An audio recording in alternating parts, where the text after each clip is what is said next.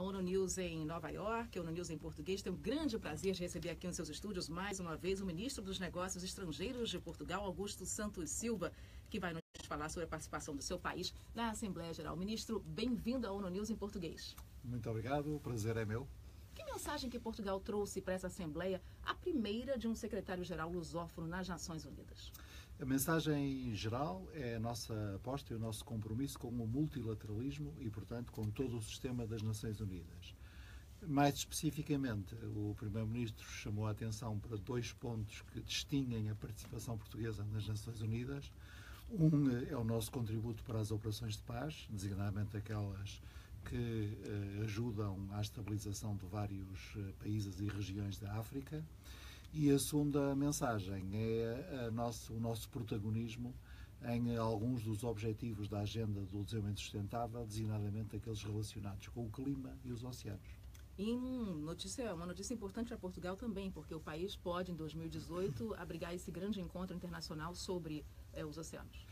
Nós fomos país co-facilitador com a Singapura da primeira conferência realizada para o Objetivo 14, de preservação dos recursos marinhos e de valorização dos oceanos, e já nessa altura manifestamos a nossa disponibilidade para organizar a próxima conferência. E que tem tudo a ver com Portugal, né? Nós temos que dizer com os países lusófonos. Com Portugal e os países da CPLP, porque é muito importante ter sempre presente que todos os países da CPLP, todos os 9 países membros da Comunidade dos Países de Língua Portuguesa, são países costeiros, são países marítimos.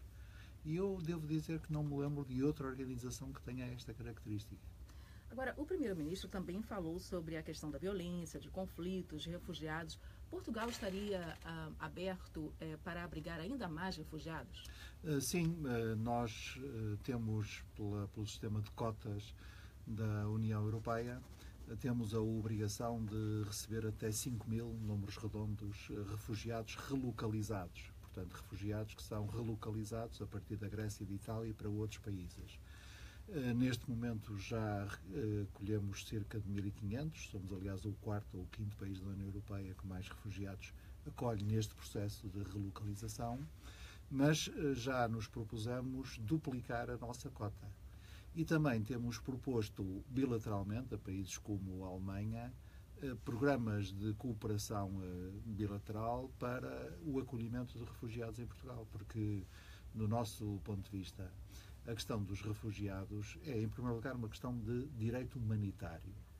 É nossa obrigação acolher pessoas refugiadas. Em segundo lugar, é um problema europeu. Não pode ser só um problema da Grécia e da Itália, que são os países a que chegam mais refugiados, e agora também Espanha, nem é um problema apenas da Alemanha, que é o país destino final para muitos deles.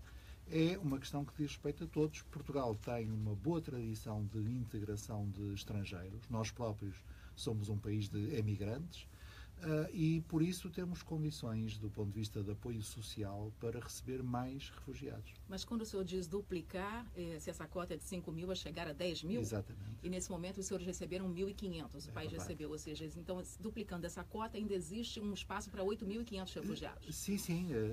Nós temos, aliás, um problema, porque nós na Europa, porque mesmo os refugiados que são relocalizados, depois parte deles abandona os países que foram relocalizados, procurando chegar designadamente à Alemanha.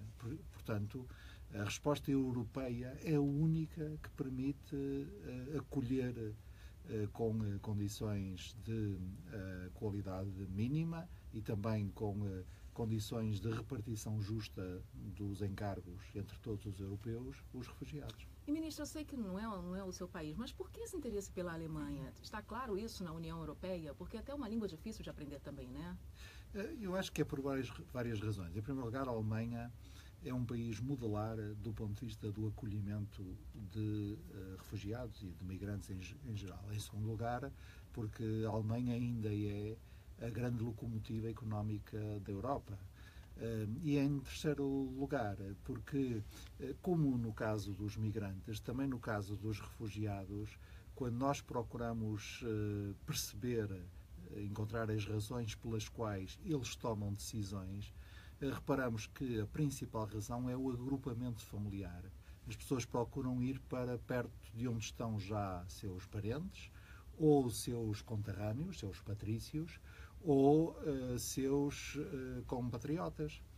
E por isso há um efeito de atração que explica que, eu compreenda, que refugiados que venham para uma localidade, um município do interior de Portugal, onde não conhecem ninguém nem têm nenhum parente, prefiram, se puderem, ir para Bremen ou para Hamburgo, onde sabem que têm parentes ou patrícios. Uma questão de integração, o senhor está certo. Bom, vamos falar agora de cooperação de Portugal com as Nações Unidas. O país tem sido ativo nas operações de paz.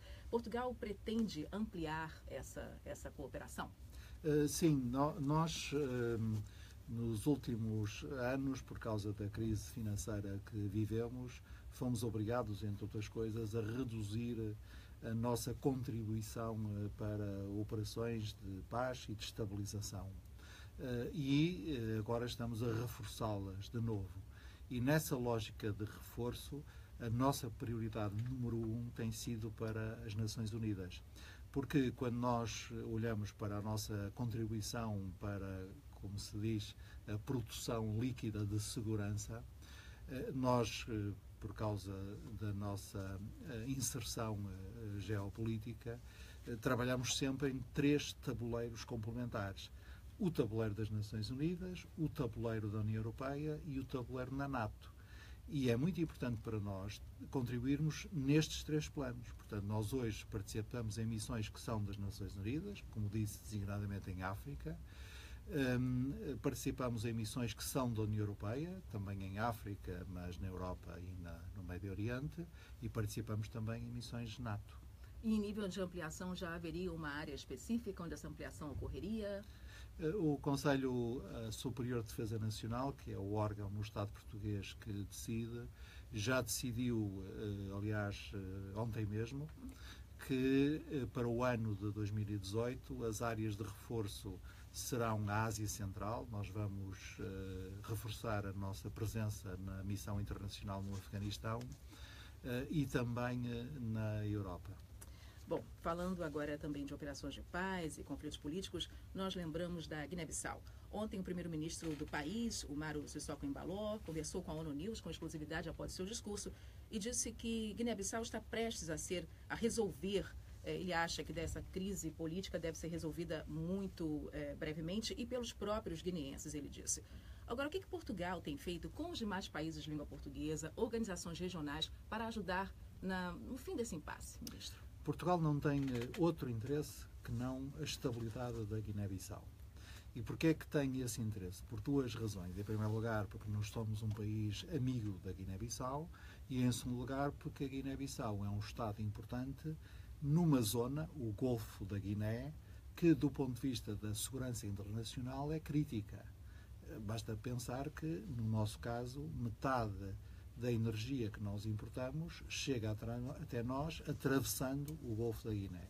E todos nós sabemos, porque não devemos esconder nada, todos nós sabemos que o Golfo da Guiné é hoje ameaçado pela pirataria, por tráfico de pessoas, por tráfico de armas e por tráfico de drogas. E, portanto, é uma responsabilidade da comunidade internacional ajudar à estabilização de toda aquela área.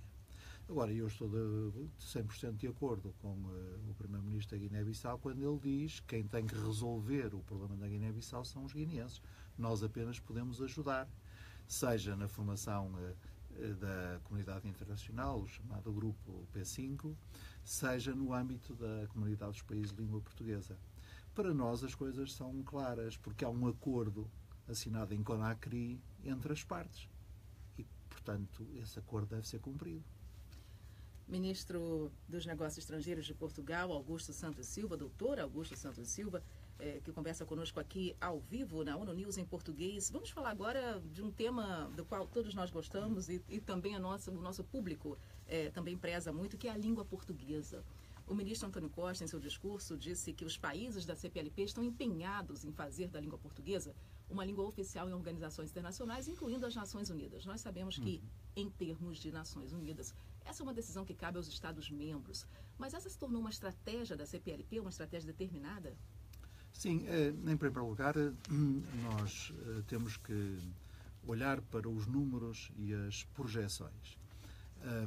Em primeiro lugar, hoje falam português como falantes nativos cerca de 260 milhões de pessoas em todo o mundo, 4/5 das quais vivem no Brasil. De acordo com as projeções das Nações Unidas, por meados deste século, ainda vários de nós estarão vivos, esse valor atingirá perto de 400 milhões. E, por fim do século, o tempo dos nossos filhos ou dos nossos netos, ele atingirá quase 500 milhões de pessoas em todo o mundo falando português como falantes nativos. Com uma modificação muito importante, é que, nessa altura, a maioria falará em África e já não no Brasil. Correto. E, portanto, a língua portuguesa é uma língua global, é a língua mais falada no Hemisfério Sul e está seguramente entre as 5 línguas mais faladas no mundo. E por isso, mais década, menos década, será uma língua oficial das Nações Unidas, porque justamente as línguas oficiais das Nações Unidas são as línguas mais faladas no mundo. O inglês, o francês, o espanhol, o russo, o chinês e o árabe estão entre as línguas mais faladas no mundo. E português, inclusive, mais falado do que algumas dessas línguas oficiais. É verdade, mas nós compreendemos e respeitamos também a história e sabemos como é que se formaram as Nações Unidas. Agora, para isso, nós temos nós próprios de trabalhar. Porque não é apenas o número de falantes que conta, é também, digamos assim, a qualidade dos conteúdos que são produzidos em português e por isso é muito importante que o português já seja hoje também uma das 5 línguas mais usadas na internet, mas ela tem que ser também uma língua de ciência e de cultura e tem que ser uma língua de comunicação e de negócios. E estamos a trabalhar na CPLP nessa direção, com o Instituto Internacional de Língua Portuguesa, sediado em Cabo Verde e dirigido por uma moçambicana. Nós, da nossa parte, contribuímos também com o nosso Instituto de Camões. O próprio Instituto Camões, exatamente, o único instituto de ensino da língua portuguesa na lusofonia. Agora, quando o senhor falou Como a senhora é brasileira e eu sou Ministro dos Estrangeiros de Portugal, deixe-me interromper para dizer que o Brasil tem também uma agência cada vez mais importante chamada a Rede Brasil. Exatamente, e os centros de estudo brasileiros também, exatamente. E discute-se no Brasil, o próprio ministro das Relações Exteriores já comentou isso, a criação de um instituto nos moldes do Isso seria Cervantes. Muito importante. Isso, aliás, seria uma mudança qualitativa absolutamente extraordinária. De promoção da língua, exato. Talvez essa notícia possa ser dada ainda algum dia. Ouvirá as minhas palmas. Ministro, mas agora para terminar, quando o senhor fala que a CPLP está se organizando ainda mais, o que poderia ser feito, na sua opinião, vamos dizer, a curto prazo, para que essa língua portuguesa possa funcionar ainda mais como elemento de afirmação política no mundo, como já ocorre com outras fonias, a hispanofonia, a francofonia, a anglofonia, como o senhor acabou de citar? Olha, em primeiro lugar, é justamente fazendo aumentar o número de organizações internacionais que usam o português como uma das línguas oficiais. A União Africana, a CEDEAO, a Comunidade dos Países da África Ocidental, a Conferência Ibero-Americana. Nós devemos multiplicar a presença do português em organizações internacionais, sejam elas de alcance global ou regional, e também devemos estimular os passos técnicos que têm sido dados no sentido de aproximar de fazer cruzar as diferentes variantes do português.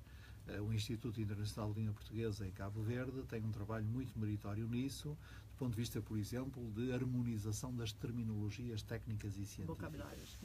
E depois, sobretudo, nós contamos com uma grande coisa a nosso favor. Para além da demografia, a nossa projeção internacional, repara, por exemplo, no futebol, Portugal e o Brasil estão hoje nos 5 primeiros lugares do ranking da FIFA. Nas literaturas, as literaturas africanas de língua portuguesa, juntamente com a literatura brasileira e a literatura portuguesa, estão hoje numa fase de grande pujança e na circulação científica e académica. É por aí que nós vamos paulatinamente fazendo crescer a importância da nossa língua. Para concluir, mas não menos importante, é a presença de líderes mundiais que falam português. Termos hoje o secretário-geral das Nações Unidas como um falante português. Temos 2 distintíssimos brasileiros à frente da FAO e à frente da Organização Mundial de Comércio.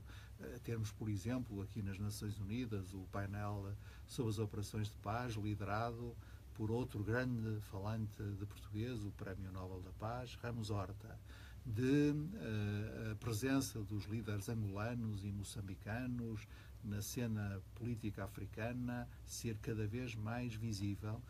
Tudo isso cria condições para que este dado demográfico, cada vez mais gente falará a língua portuguesa, se transforme num facto político. E aí só fica faltando o orçamento. Mas o orçamento, sabe que eu já levo vários anos de governo em várias pastas. E o orçamento é muito importante porque os meios são importantes.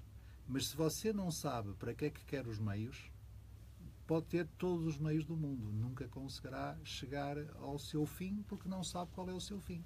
Ministro, sempre fim no sentido de finalidade. Exato. Sempre um grande prazer conversar com o senhor, ministro dos Negócios Estrangeiros de Portugal, doutor Augusto Santos Silva, aqui na ONU News em português. Os microfones estão abertos para o senhor sempre que vier a Nova York e também de Lisboa. Mais alguma coisa que o senhor gostaria de acrescentar a essa entrevista? Sim, que é dentro desta nossa tradição que é de todos, porque a nossa força é a força das ideias, o nosso power, o nosso poder é apenas soft power. Esta própria emissão é muito importante. Muito obrigada, ministro. Um grande prazer conversar com o senhor. Muito obrigada pela sua entrevista à ONU News em português. Agradeço também a presença da embaixadora Cristina Pucarinho e dos demais colaboradores da missão de Portugal junto às Nações Unidas. E boa sorte para o senhor e boa viagem de volta a Portugal. Muito obrigado. Obrigada. Okay. Não, obrigada.